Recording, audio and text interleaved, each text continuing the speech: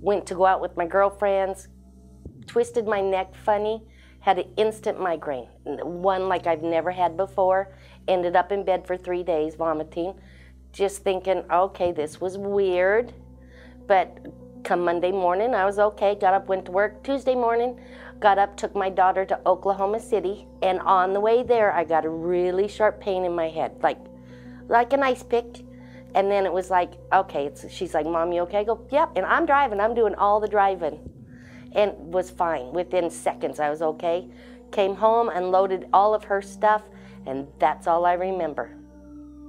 That was it. My husband tells me, and the stories are told, that, no, I came home, changed my clothes, he took me out to dinner, and we were sitting at the restaurant, and I reached up and said, oh, Greggy, my head, and he said, I hit the table. And they dialed 911, and the emergency center there in Bonham, they were there within 3 minutes. They had to electrocute me a couple times out in the ambulance to keep me going.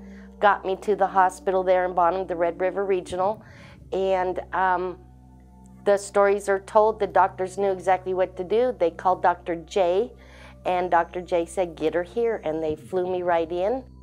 Well, what happened that day, we got a call from EMS that they had a patient that they're bringing in that had the worst headache of her life.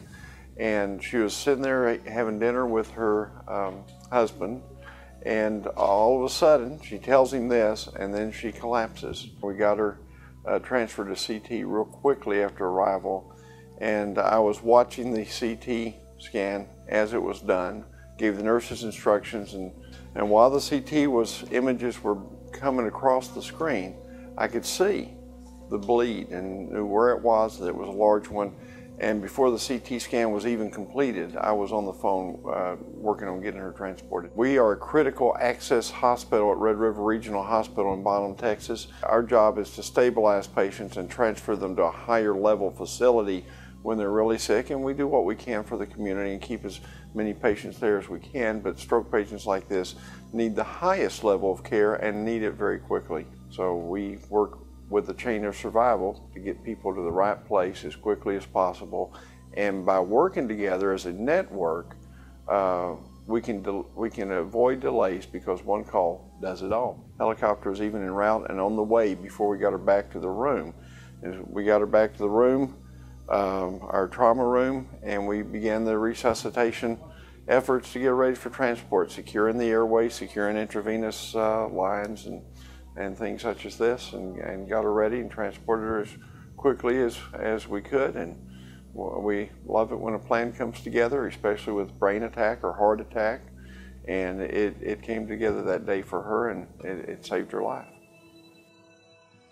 An aneurysm is nothing but a balloon-like structure within a blood vessel, and in 10% of the time it occurs in families, and 90% of the time it's an acquired condition. And what it looks like is a balloon that is arising from a weak point in the blood vessel like this, and it bursts and causes bleeding type stroke within the brain.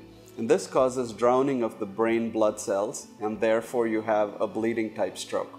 With the advances in endovascular imaging, we can do a 3D road mapping where we can visualize both the aneurysm as well as the devices which work as a navigation system to get us to the place deeper inside the brain, where we can look at it as a 3D reconstruction images. During the procedure, if we need to do any brain imaging, we have a capability of doing an expert CT. This is where we can image the brain tissue instead of just looking at the blood vessel. There are a couple of ways we can treat them. One is the open surgical way, where we go in and place a surgical clip across the neck of the aneurysm or the mouth of the balloon.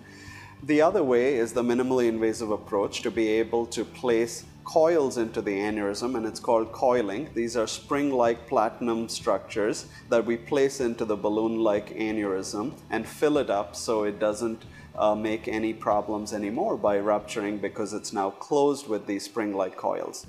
In the future, we have a lot of devices that are coming out, including flow diverting stents that are able to be placed across the mouth of the aneurysm, and we may not even need to place any coils into these aneurysms anymore. So it's very exciting in the in the fact that we're having a lot of new technologies that are making it safer and easier to be able to treat these complex, life-threatening conditions. Found out that my grandfather died from an aneurysm. I've lost 2 uncles and an aunt on my dad's side of the family due to aneurysms. Well, I didn't know that they were hereditary. So now we're making sure my entire family has an MRI, and Dr. J gets to look at all the results to make sure there's nothing to worry about. So yeah, so find out from your families if it runs in the family, and quit smoking. That's the #1. I didn't realize that there was that many chemicals in a cigarette causing the blood veins to be thin. So that is a key factor. Definitely no more headaches. Definitely happier with life. Yeah, just knowing that like that it could stop. Yeah. And just happy to be alive. Love people. Take extra time to be nice, to especially the elderly. Just slow down. Yeah. Enjoy everybody.